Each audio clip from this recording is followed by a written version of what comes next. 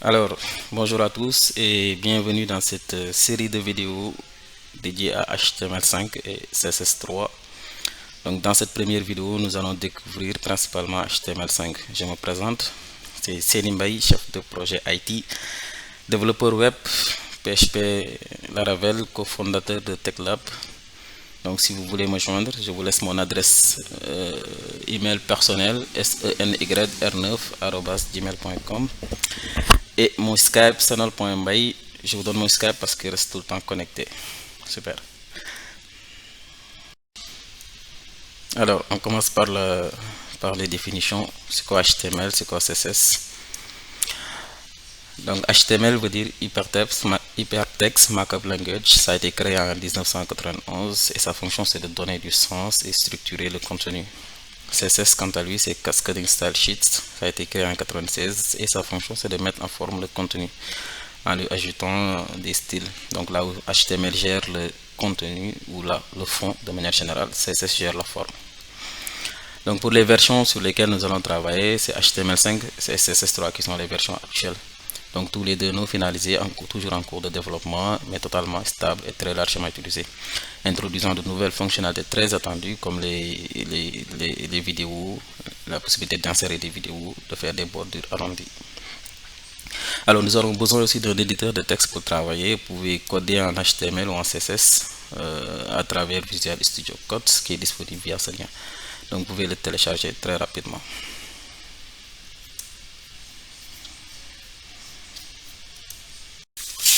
D'abord, dans cette première vidéo, nous allons parler des fondations du HTML5. Plus tard, dans une autre vidéo, nous allons exposer CSS. Nous allons aussi parler des nouveautés de HTML dans une autre vidéo. Nous allons faire des séries de TP pour vous permettre de bien prendre en main HTML et CSS qui sont deux langages vraiment indispensables dans la conception d'un site internet. Alors, donc HTML c'est composé d'éléments, de balises et d'attributs. Un élément ou bien les éléments de manière générale définissent des objets dans notre page web. On peut parler par exemple de l'élément P qui définit un paragraphe. Les éléments H1, H2 jusqu'à H6 définissent des titres. L'élément A par exemple permet de créer un lien. Généralement, chaque élément que vous prenez est constitué d'une paire de balises, une balise ouvrante et une balise fermante. Avec quelques exceptions près, c'est les balises orphelines qui s'écrivent de cette manière. N'est-ce pas? Donc à cela s'ajoutent les attributs qui sont des propriétés utilisées pour donner des indications supplémentaires aux éléments. Exemple, d'indiquer la cible d'un lien. Alors, comme nous montre cet exemple-là, ici nous avons le contenu, c'est-à-dire le site YouTube, qui est encadré de balises ouvrantes et de balises fermantes. Ici, l'élément qui est utilisé, c'est l'élément A. Donc, si on s'est limité avec une balise ouvrante et une balise fermante sans attributs, le site YouTube serait cliquable, mais on ne saura pas où est-ce que ça nous amène. Donc, on rajoute un élément supplémentaire, c'est-à-dire un attribut supplémentaire, href, qui nous permet de rajouter le lien vers lequel va se pointer quand on clique sur le site YouTube.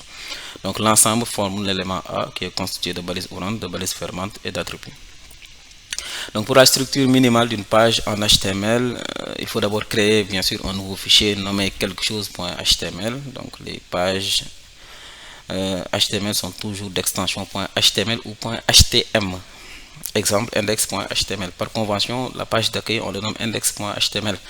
Néanmoins, vous pouvez l'appeler comme vous voulez en accueil.html, contact.html, à propos.html, etc. Mais quelle que soit la page HTML que vous preniez, on retrouve les éléments suivants. D'abord, le doctype qui permet de définir le type de document qui est utilisé.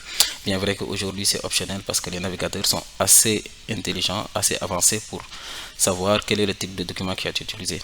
Donc, les éléments de base qu'on retrouve dans toute page HTML, c'est l'élément HTML lui-même qui joue la racine, l'élément head, l'élément title, l'élément meta, l'élément body que nous allons découvrir dans la suite. D'accord, pour les bonnes pratiques, vous pouvez imbriquer des balises l'une dans l'autre, mais vous devez les refermer dans le bon ordre. C'est-à-dire, premier ouvert, dernier fermé à chaque fois. Ici, comme le montre l'exemple, on a ouvert la balise A, la balise ouvrante A de l'élément A. Puis on a ouvert B, on ferme d'abord B avant de fermer A. Donc vous voyez, comme le montre cet exemple. Il est aussi important d'indenter le code et de le commenter pour le rendre plus lisible, plus professionnel et plus simple à comprendre. Tout ça, nous le verrons dans la pratique. Donc pour les commentaires en HTML, c'est inférieur, point d'exclamation, tiré, tiré, vous mettez votre commentaire et vous terminez par tiré, tiré, supérieur. Donc tout le monde peut voir votre code. Attention, n'écrivez pas d'informations sensibles en commentaire, comme des mots de passe bien sûr. Voilà, nous allons passer à la pratique, à la démonstration. Vous pouvez suivre avec moi pour mieux comprendre. Alors, avant de continuer la présentation, nous allons concevoir notre premier site. Vous aurez besoin de l'éditeur de texte Visual Studio Code que vous pouvez télécharger via ce lien. Donc vous pouvez utiliser ça sur Windows, sur Linux ou sur Mac OS. Donc une fois téléchargé, bien sûr, vous devrez le lancer. Donc avant de le lancer, par exemple, j'aurai besoin de créer un nouveau dossier. Ce nouveau dossier, je vais le nommer par exemple mon premier site. Voilà. Donc vous pouvez faire comme moi, créer un nouveau dossier. Ce qu'il faut comprendre, qu'à chaque nouveau projet, c'est un nouveau dossier. Chaque nouveau site internet, un nouveau dossier. Donc on aura besoin aussi d'ouvrir Visual Studio Code. Donc vous pouvez aller sur Windows, ou bien vous pouvez le rechercher ici aussi en VS Code, ça dépend. Donc il est là, je l'ouvre pour pouvoir travailler. Alors, une fois que votre Visual Studio Code est ouvert comme moi, vous pouvez aller sur Fichier, ouvrir le dossier. Donc ouvrir le dossier va permettre de parcourir le dossier qu'on vient de créer sur notre bureau.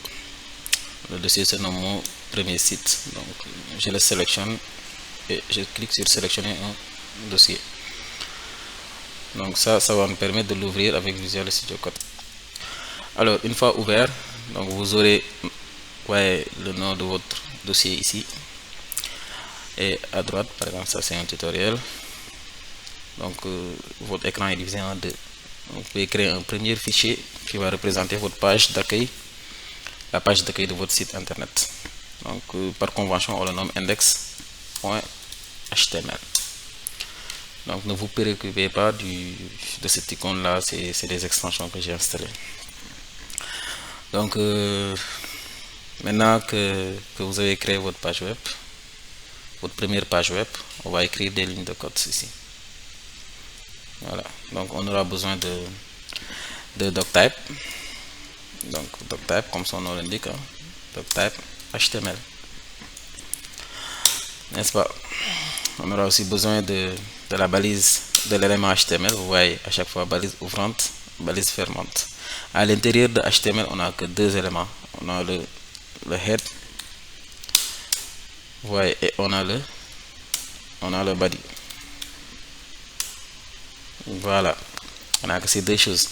Et là vous voyez que dans le head on aura besoin du title, c'est-à-dire je peux le nommer toujours mon premier site,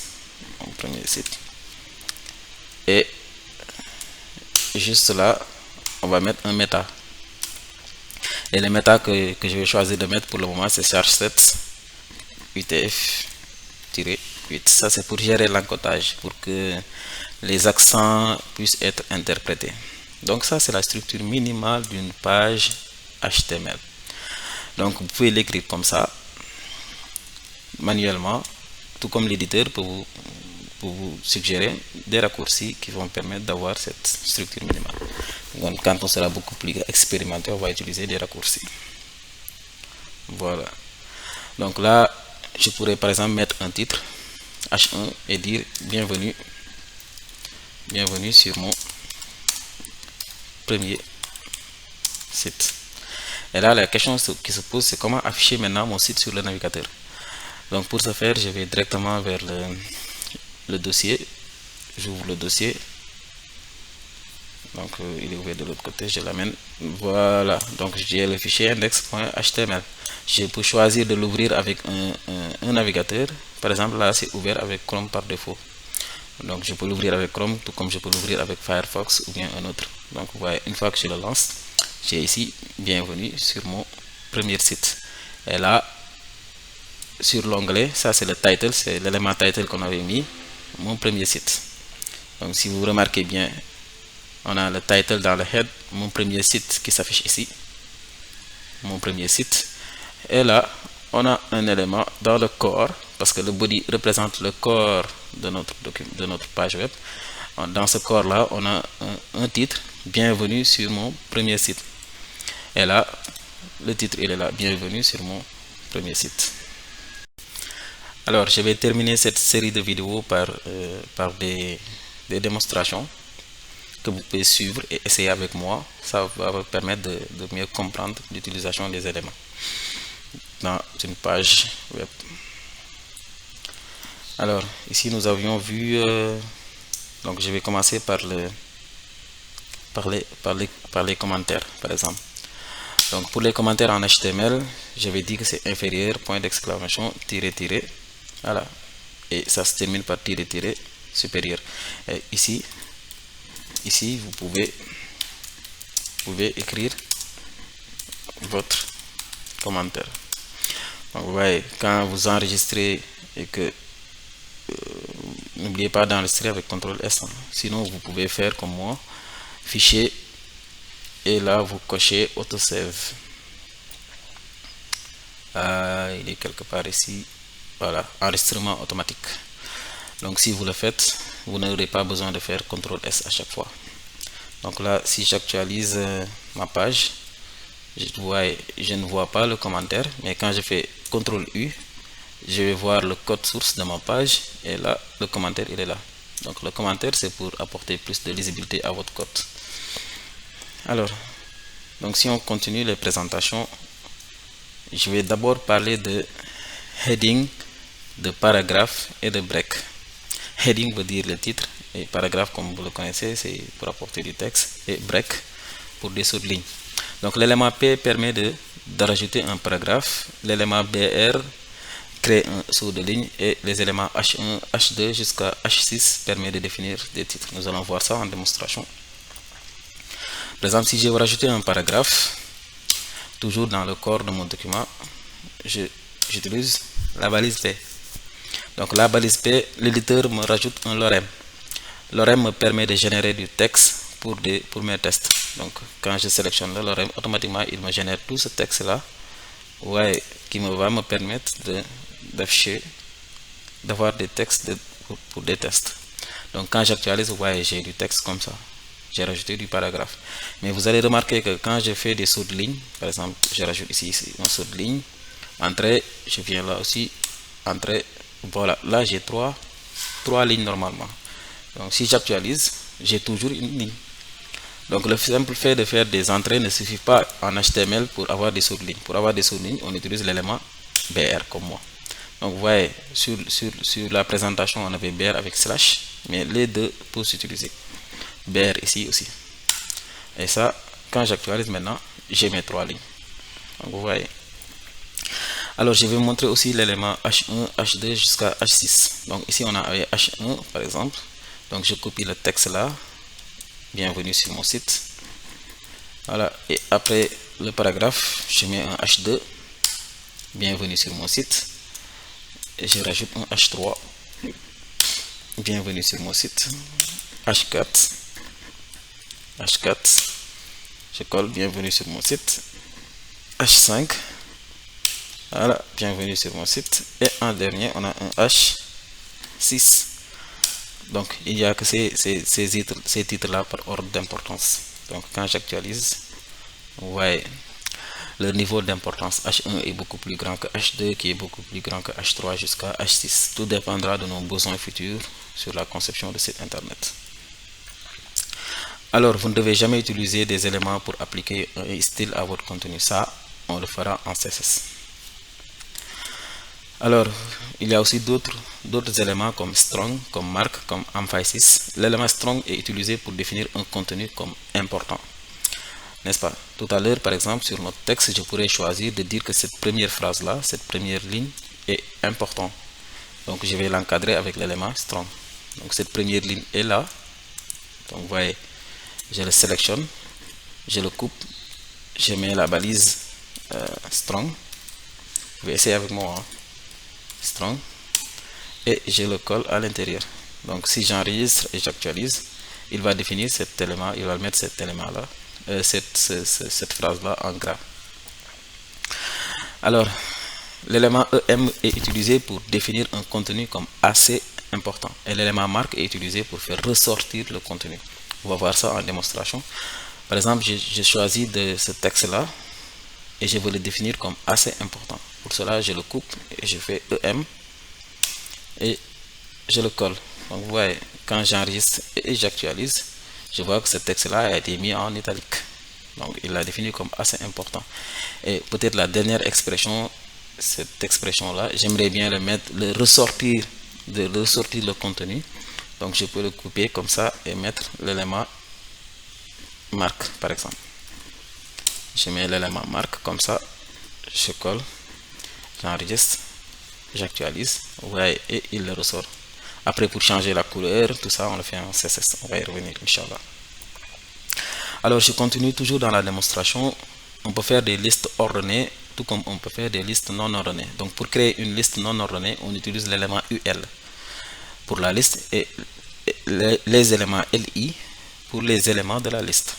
Et pour créer une liste non ordonnée, on utilise l'élément OL et on garde toujours le LI pour les éléments de la liste. Donc, un exemple de liste non ordonnée.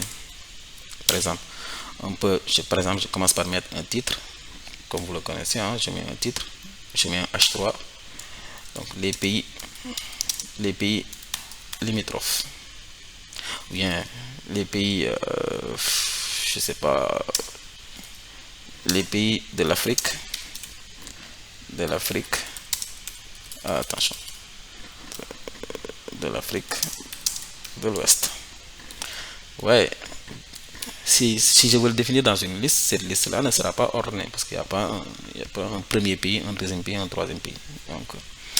Donc j'aurai besoin de l'élément UL pour la liste. Et pour chaque pays maintenant, j'utilise l'élément LI. Par exemple, je pourrais mettre Sénégal. On parle d'Afrique de l'Ouest. Je pourrais mettre un autre pays, par exemple Mauritanie. Je rajoute un autre, par exemple LI Mali. Donc je me limite à ces trois là. Donc quand j'enregistre et que j'actualise, vous voyez, j'aurai les pays de l'Afrique de l'Ouest, Sénégal, Mauritanie et Mali. Vous voyez, c'est une liste à pouces. Je pourrais aussi faire une liste ordonnée, par exemple. Je vais dire les présidents du Sénégal, par exemple. Donc je mets un autre H3 ici et je dis les présidents du Sénégal. Donc le premier président du Sénégal, donc comme c'est une liste ordonnée, j'aurai besoin de OL pour l'élément de la liste. Et pour chaque liste, je mets un LI par exemple. LI, je commence par Léopold, Sédar, Senghor. Voilà, Senghor. Après, le deuxième président qu'on a eu à voir, c'est Abdou Diouf. Voilà. Ensuite, on a eu troisième président, c'est Abdoulaye Ouad. Donc je respecte la casse. Et le dernier président qu'on a actuellement, c'est Macky Sall. Voilà. Donc si j'enregistre et que j'actualise la page, je vais voir les présidents du Sénégal. Vous voyez 1, 2, 3 et 4. Donc ça, c'est des listes ordonnées. Donc ça, tout dépendra de nos besoins sur notre site internet. Il y a les listes de définition et les listes imbriquées. Donc, exemple de liste imbriquée. Donc, vous voyez à l'intérieur, par exemple, des pays, je pourrais ici, par exemple, dire à l'intérieur du Sénégal, on a des régions. Par exemple, je pourrais mettre ici un OL et LI, par exemple. Pour la première région, je mets Dakar. C'est la première ville économique du Sénégal. Après, je mets Touba. Je pense que c'est ou bien Diourbel, vu que Touba se trouve dans Diourbel. Après, je pourrais mettre par exemple LI Thiès. Voilà. Quand j'enregistre et que j'actualise, vous voyez, j'ai une liste non ordonnée et à l'intérieur j'ai imbriqué une liste ordonnée dessus. Alors, je continue toujours la démonstration. On peut voir des liens internes et des liens externes à notre site internet. Donc les liens internes, c'est entre deux pages d'un même site, et les liens externes, c'est quand on quitte notre site pour aller vers un autre site. Donc on va d'abord commencer avec des liens internes. Donc pour cela, je vais d'abord créer deux autres pages. Donc chaque page, par exemple la page contact.html. Je vais créer aussi une autre page que je vais nommer à propos.html.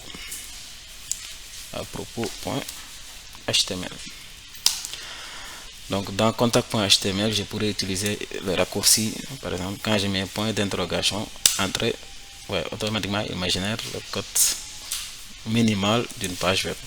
Donc je remplace le titre par ma page de contact. Et là je mets un H3, bien un H1 formulaire. Par exemple dans ma page de contact, j'aurai besoin d'un formulaire de contact. Super. Dans à propos, je mets la même chose aussi, point d'exclamation, vous voyez entrée, et ici je dis à propos de mon site. Voilà. Et là aussi je mets un H1. Voilà. Toujours à propos, toujours je reprends la même chose à propos de mon site. Donc jusque là on est ok, on est parfait. J'ai créé les deux pages, n'est-ce pas? Pour naviguer sur la page, entre les pages, je ne peux pas venir tout le temps, par exemple, changer l'URL. Donc il faut que je crée des liens qui vont me permettre de naviguer entre ces deux pages. Donc sur la page index.html par exemple, je peux venir ici et dire, par exemple, je rajoute un H3 et je mets navigation. Je donne comme titre navigation. Et là, pour ajouter un lien en HTML, on utilise l'élément A avec href comme attribut. Et ici, comme les deux dossiers, les fichiers sont dans le même dossier, je donne directement le nom contact.html. Donc vous voyez. Et si je me limite là, par exemple, si j'actualise, je ne vais pas voir ici là où cliquer. C'est pourquoi il faut que entre la balise ouvrante et la balise fermante, je rajoute du contenu. C'est-à-dire, je vais aller vers contact. Donc, je fais de même pour l'autre à propos. Donc, je lui passe le fichier à propos.html. Et là aussi, je dis à propos. Donc, quand j'enregistre et j'actualise, je vais voir contact et je vais voir à propos. Donc, quand je clique sur contact, vous voyez, il me ramène vers la page contact. Donc, je fais un retour. Quand je clique sur à propos, il me ramène vers la page à propos. Et là aussi, je peux faire un retour. Donc, je peux faire la même chose sur les deux autres pages pour avoir. Donc, je copie ça. Je viens dans contact. Juste après, je colle. Non, mais il faut coller intelligemment. Donc, ici, on n'aura pas besoin de contact. Je remplace le contact là par index.html. C'est pour retourner vers la page d'accueil. Donc, je mets ici OK. Et voilà, je vais aussi dans à propos. Ici aussi, je colle. Donc, on n'aura pas besoin de à propos. Je le remplace par index.html. Et ici, je le remplace par OK. Donc, quand j'enregistre et j'actualise, je revois la page contact. Et là, j'ai accueil. Je peux revenir vers la page d'accueil. À propos aussi, ouais, je vais aller dans contact. À propos, contact, accueil. Donc, j'ai facilement mis en place une navigation entre mes pages web. Alors, donc à cela aussi s'ajoute, j'ai aussi la possibilité de rajouter un lien. Donc je reviens dans mon index.html. Donc je rajoute ici un H3, encore un nouveau H3. Je parle d'un lien externe. Je peux faire aussi un lien externe. Un lien qui quitte mon site pour aller vers un autre site. Donc là, je rajoute, c'est toujours avec l'élément A. Et là, il faut préciser l'URL. Donc https:// par exemple youtube.com, c'est pour aller vers YouTube. Donc ici je dis le site YouTube, comme le montre notre exemple. Voilà le site YouTube. Attention. Donc normalement quand j'enregistre et que j'actualise, donc vous voyez ici j'ai le lien, le site YouTube, et quand je clique dessus, ouais, il m'amène directement vers le site YouTube. Mais il faut faire très attention. Donc là, vous avez vu qu'il a fermé mon site internet pour ouvrir le site YouTube, n'est-ce pas? Donc on peut ajouter un attribut supplémentaire, c'est-à-dire l'attribut target. Target et sa valeur blanque. Donc une valeur blanque qui va nous permettre maintenant, quand j'actualise cette page et que je clique sur le site YouTube, mon site reste intact et YouTube il va l'ouvrir dans un autre onglet. Ça aussi au besoin on peut le faire, c'est des astuces. Alors je vais continuer toujours dans la démonstration. On peut faire des liens internes et des liens externes. Donc il faut seulement retenir que quand ils sont dans le même dossier, je peux directement donner la page comme ça. Quand il est dans un sous-dossier, le fichier que je vais mettre dans le href, je dois préciser le sous-dossier avant de préciser le lien. Ou bien quand moi je me retrouve dans le dossier, dans le sous-dossier, il faut que je fasse 2 points pour remonter vers le parent avant de préciser le lien. N'est-ce pas? Donc je vais vous montrer ça rapidement avant qu'on continue. Donc là je peux créer un nouveau dossier, par exemple, je le nomme service. Et dans ce dossier, je crée une page que je vais nommer service 1.html. Donc dans service 1.html, je donne le code minimal de HTML. Donc vous voyez, je remplace le titre service par document par service 1. Et là aussi, je mets un H1, n'est-ce pas, service 1, comme ça. Alors quand je suis dans le index.html, toujours dans la navigation, je peux rajouter ici un lien à href. Et là, comme service 1 se trouve dans un dossier, je précise d'abord le dossier service avant de préciser le fichier. Et là, par exemple, je le nomme service 1. Donc quand j'enregistre et j'actualise, ouais, j'ai service 1 qui est là. Et quand je clique dessus, il m'amène directement vers la page service. Aussi dans la page service, j'aurai besoin de revenir par exemple vers la page d'accueil. Donc dans la page service, je rajoute ici un lien à, par exemple, accueil. Mais si je mets directement ici index.html, il ne va pas le reconnaître. Donc quand j'actualise ici et que je clique sur accueil, ouais, il ne va pas trouver la page. Parce qu'il garde toujours le dossier service. Il pense toujours que je suis dans le dossier service. Ce qui n'est pas le cas. Parce que l'index.html ne se trouve pas dans le dossier service, mais se trouve plutôt dans le dossier parent, c'est-à-dire mon premier site. Donc pour corriger ça, je fais d'abord me permet de remonter slash. Et là, vous voyez, j'ai accès à ces fichiers-là. Donc je peux choisir index.html et j'enregistre. Donc si je reviens ici et que j'actualise, maintenant quand je clique sur accueil, voilà, il va me ramener vers la page d'accueil. Donc c'est ce qu'il fallait comprendre tout simplement pour les navigations. Alors il y a d'autres types de liens, par exemple, ça c'est les derniers types de liens, c'est les liens me menant au même endroit de mon site internet, et pour cela on aura besoin d'un attribut spécifique, c'est-à-dire l'ID. L'ID, je vais y revenir. Il y a aussi des liens pour envoyer des mails, comme mail-to aussi. Il y a des liens aussi pour télécharger un fichier en précisant le chemin relatif. Donc ça aussi, on va y revenir dans une prochaine vidéo. On va s'arrêter là pour cette première vidéo. C'est déjà très long. Et prochainement, on va découvrir ensemble CSS. Bon, notez seulement qu'avant de terminer, qu'on peut créer... Donc, il y a des éléments structurels du HTML, c'est-à-dire créer pour améliorer la sémantique et mieux comprendre et structurer des pages web. Ça aussi, on le verra dans un TP. Comme les éléments header qui permettent de définir l'entête de notre corps de page. Les éléments nav pour la navigation. Article pour un article. Section pour des sections, des divisions. Aside et footer pour le pied de page. Donc, vont avoir un rôle de plus en plus important dans le futur concernant l'optimisation et du référencement. Donc le référencement, c'est la guerre des sites internet parce qu'aujourd'hui, arriver en premier sur un moteur de recherche est très très important.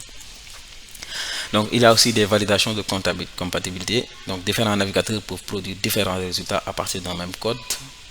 Pourquoi? Parce que différents navigateurs et différentes versions de navigateurs coexistent, et plus des navigateurs mobiles aujourd'hui. Donc nécessité de tester son code sur différents navigateurs. Donc vous pouvez utiliser le W3C qui met à notre disposition deux outils, très intéressant, c'est-à-dire le validateur HTML et le validateur CSS. Donc ces deux liens-là vont vous permettre de valider votre code HTML et votre code CSS. Donc vous devez vous efforcer d'avoir toujours un code valide. On va s'arrêter là pour aujourd'hui et prochainement on verra le langage CSS. Merci.